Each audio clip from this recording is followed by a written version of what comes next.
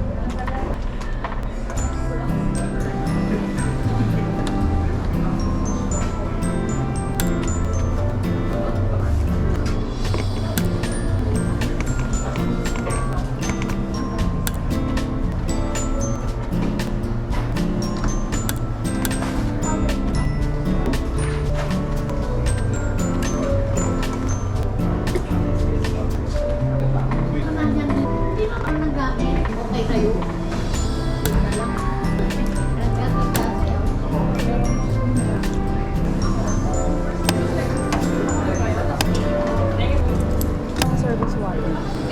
Hi! Oh! Nandito si Zion. We are here at Sitio Malatang. Medyo raspy yung boses ko kasi. Hindi pa rin ako gumagaling from the sipon. So, nandito kami kasi magmo-move in na ako around the area. Hinatid niya ako dito.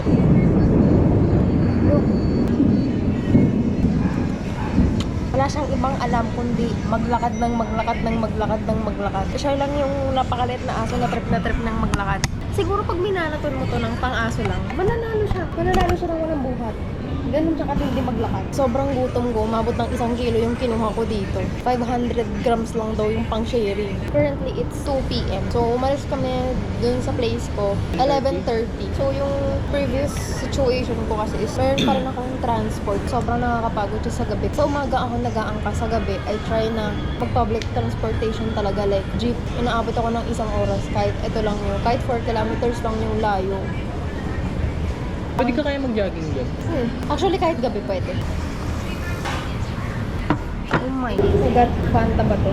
I got him Coke Zero. Umuulan ngayon.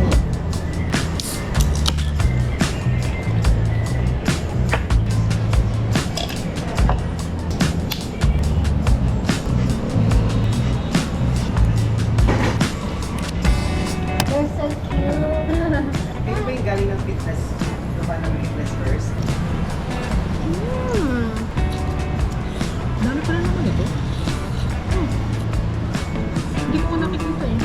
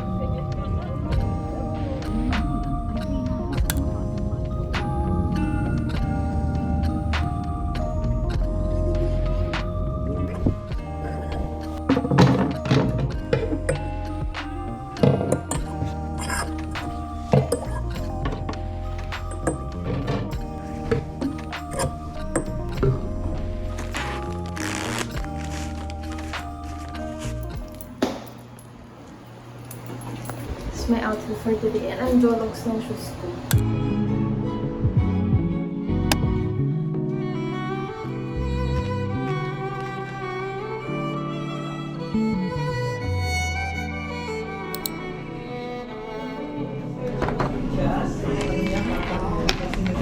So yung order ko is mushroom pepper steak, fries, Sprite.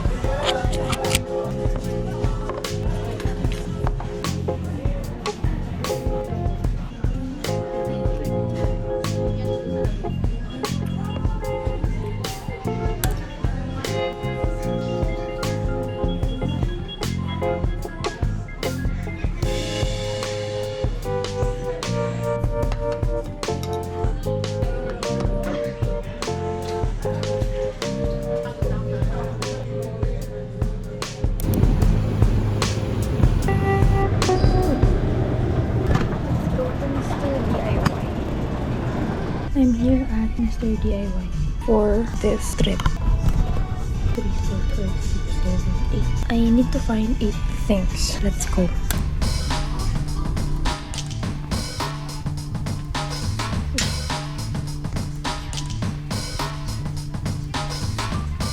Paris. 299.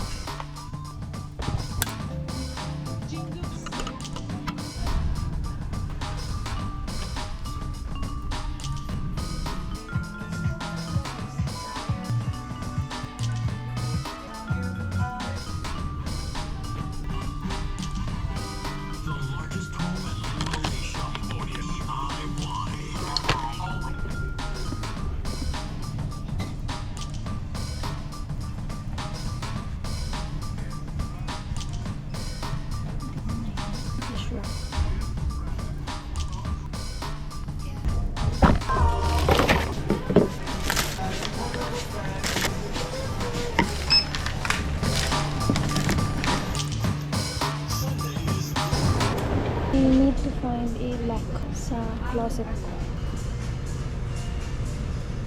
Ang mahal. So, I found some cheap ones.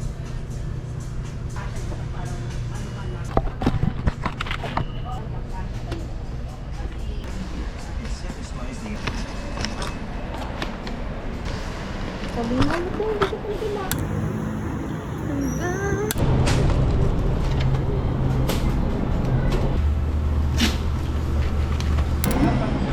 Punta ako sa Mr. DIY, I ate McDo. So, medyo hungry na kasi pag-movie na ako kaninang umaga and then pumunta na ako sa work. Nag-half day lang ako today. Tinapos ko yung mga errands na kailangan kong gawin, which is iset up tong cabinet ko and iset up yung bed ko. Bumili ng mga stuff na wala ako.